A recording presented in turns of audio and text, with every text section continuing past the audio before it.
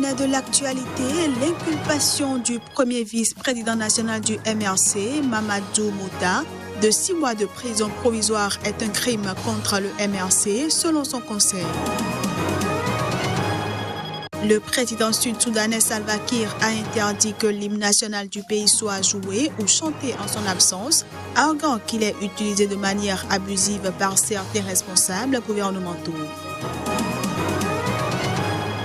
Et puis les forces soutenant le gouvernement libyen reconnu par l'ONU ont repoussé ce mardi les troupes du maréchal Khalifa Haftar à plus de 60 km au sud de la capitale, Tripoli.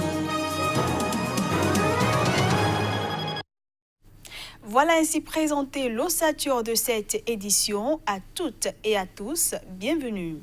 Interdiction formelle d'organiser des marches politiques cette semaine à Kinshasa. Ainsi en ont décidé les autorités de la capitale de la République démocratique du Congo.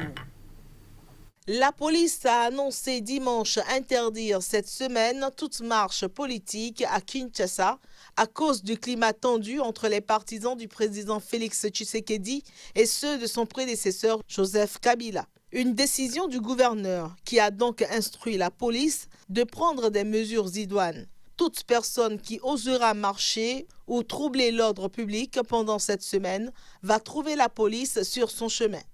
L'escalade a commencé mardi lorsque des jeunes du parti du président Tshisekedi ont annoncé pour lundi une marche contre la candidature de l'ancien ministre de la Justice Alexis Thembwe, considéré comme un dur de l'ancien régime, à la présidence du Sénat. Nous ne voulons plus voir les mêmes visages diriger les institutions du pays ou figurer dans l'équipe gouvernementale, avait déclaré lors d'une conférence de presse l'un des porte-parole des jeunes de l'UDPS. En réaction, les jeunes pro-Kabila, les bérets rouges, ont promis eux aussi d'organiser ce même lundi une contre-marche pour soutenir la candidature de l'ancien garde des Sceaux à la présidence du Sénat en brandissant une autorisation du gouverneur de Kinshasa, un pro-Kabila. 6 mois après l'investiture du président Tshisekedi et plus d'1 mois après la nomination de son premier ministre Ilunga Ilukamba, proposé par l'ancien président Kabila, les négociateurs de Cash et du FCC peinent à se mettre d'accord sur la composition du gouvernement. Au Cameroun, l'inculpation du premier vice-président national du MRC, Mamadou Mouta, de 6 mois de prison provisoire pour des faits de révolution et de rébellion en groupe par le juge d'instruction, est un crime contre le MRC selon son conseil. Pour rappel, c'est le samedi 1er juin 2019, à l'occasion de la 2e marche dite blanche du Mouvement pour la Renaissance du Cameroun, que plusieurs militants de ce parti avaient été interpellés puis traduits dans plusieurs prisons du Cameroun. Reportage Narcisse Oum. Arrêté le samedi 1er juin 2019, à l'occasion de la 2e marche dite blanche du Mouvement pour la Renaissance du Cameroun, Mamadou Mouta, le premier vice-président du MRC, avait été incarcéré au secrétariat d'État à la Défense et transféré quelques jours à la prison centrale de Yaoundé. Ce dernier vient d'être inculpé de révolution et de rébellion en groupe et s'est vu établir un mandat de détention provisoire de 6 mois par le juge d'instruction. Une détention provisoire de trop pour son conseil. C'est une inculpation absolument inouïe. On lui reproche des faits de révolution. Et pour ceux qui ne savent pas ce que ça veut dire qu'on lui reproche d'avoir essayé de faire un coup d'État. Comment est-ce que quelqu'un qui marchait à Yaoundé peut tout seul, parce qu'il est inculpé seul de cette infraction, sans armes, sans armée, faire un coup d'État à un prétendu chef de l'État qui a une armée à sa solde?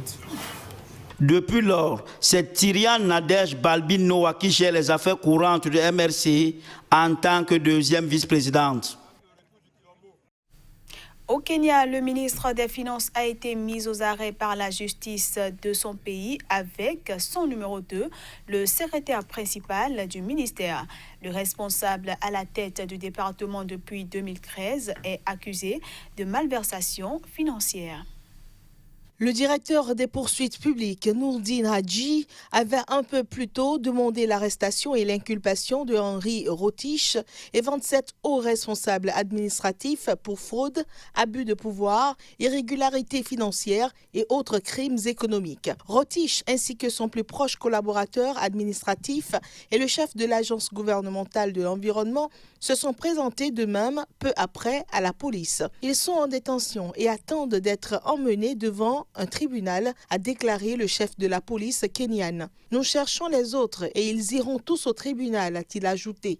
Selon Hadji, le projet prévoyant la construction de 2 barrages destinés à améliorer l'approvisionnement en eau dans un pays souvent frappé par la sécheresse et à fournir de l'électricité était criblé d'irrégularités dans la conception, l'obtention du marché et le processus de paiement. Il a affirmé que l'attribution du contrat à la firme italienne CMC d'Iravena avait contourné toutes les procédures en place sans tenir compte des difficultés de l'entreprise qui faisait l'objet d'une liquidation judiciaire et n'avait pas achevé 3 autres barrages coûteux. Le contrat prévoyait que le coût total du projet serait de 450 millions de dollars, mais le ministère des Finances avait augmenté ce montant de 164 millions de dollars sans justification adéquate. Quelques 180 millions de dollars avaient déjà été versés sans que la construction des 2 barrages ait commencé. 6 millions de dollars avaient aussi été affectés à la relocalisation des riverains touchés par le projet. Mais aucune preuve n'a été trouvée que des terrains ont effectivement été achetés. Le Kenya a été touché par plusieurs autres scandales de corruption ces dernières années qui ont vu la disparition de plusieurs centaines de millions de dollars d'argent public. J'en parlais en titre. Au Soudan du Sud, le président Salva Kiir a interdit que l'hymne national du pays soit joué ou chanté en son absence, arguant que ce dernier est utilisé de manière abusive par certains responsables gouvernementaux. L'annonce a été faite ce lundi par le ministre de l'Information. Le président sud-soudanais Salva Kiir a interdit que l'hymne national du pays soit joué ou chanté en son absence. L'argument du président est que l'hymne national est utilisé de manière abusive par certains responsables gouvernementaux. Selon le ministre de l'Information, Michael Makuei, l'hymne est joué lors de cérémonies où il y a un ministre, un sous-secrétaire et même lorsqu'il y a un gouverneur. L'interdiction proclamée par le président Salva Kiir a été approuvée ce vendredi lors d'un conseil des ministres, a précisé le ministre de l'Information. Selon ce dernier, il existe 2 exceptions à la règle. Les écoles où les enfants apprennent l'hymne national et les ambassades à l'étranger.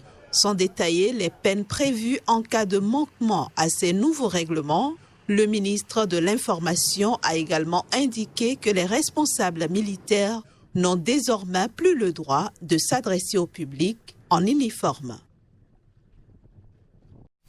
Le gouvernement libyen d'union nationale reconnu par l'ONU et basé à Tripoli a indiqué avoir repoussé ce lundi une grande offensive des forces de Khalifa Haftar au sud de la capitale, faisant état de combats meurtriers. Mais les forces pro-Haftar ont, elles, annoncé avoir progressé sur les fronts de combat au sud de Tripoli.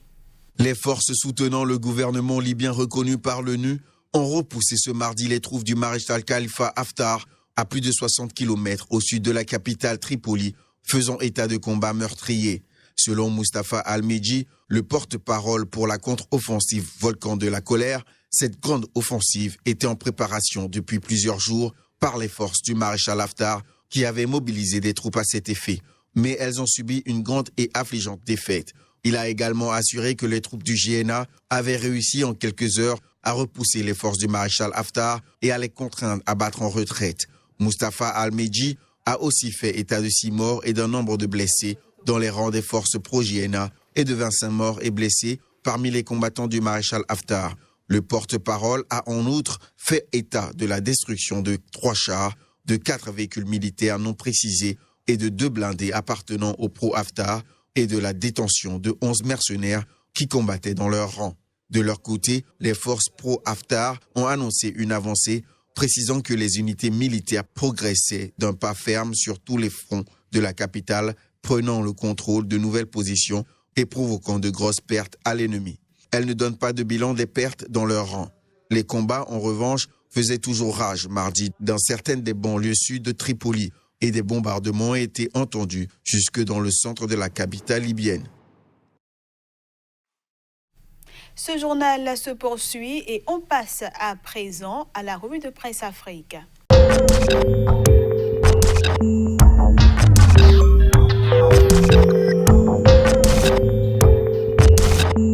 Bienvenue à ce numéro de la revue de presse africaine sur Sika Télévision que nous démarrons aujourd'hui avec les nouvelles du Togo. Ce sera en premier Liberté qui nous met à sa une sécurité à Lomé. Le ministre Christian Trimois cambriolé, une mallette de devises emportée. Et Togo Matin qui nous propose à sa une présidentielle de 2020, l'union de l'opposition n'est pas la seule solution selon Maître Tchassona Traoré. Un tour rapide par le Mali avec le Républicain, attaque à la voiture piégée contre le camp de Barkhane à Gao, bilan 3 soldats blessés et des dégâts matériels importants.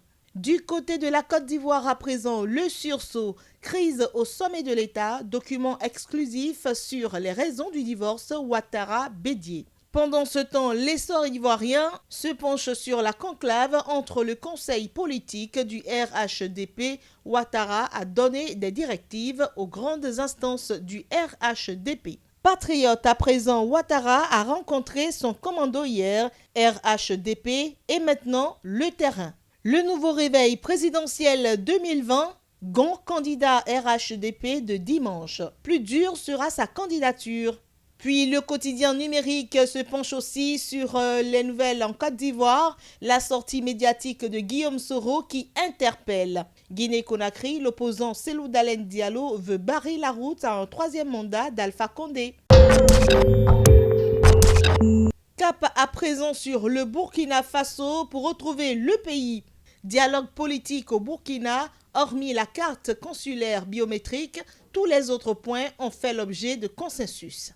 L'Express du Faso parle aussi du dialogue politique national. Ils ont discuté, se sont entendus sur tous les points sauf un. Le quotidien dialogue politique au Burkina, la carte consulaire biométrique continue de diviser majorité et opposition. Puis Sidouaya, code pénal, lorsqu'on vous donne des libertés, il faut savoir en user.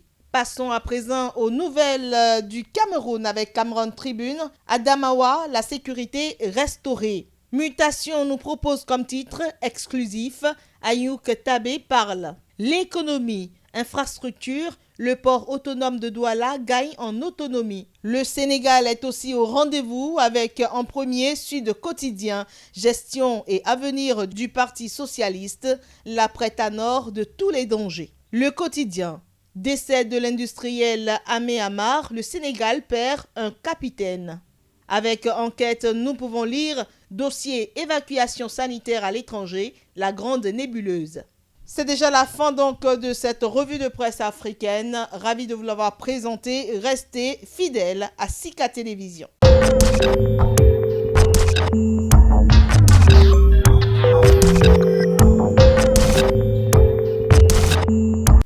Et c'est sur cette revue de presse Afrique présentée par Claire Stéphane Sacramento que prend fin cette édition que je vous remercie d'avoir suivi. À bientôt.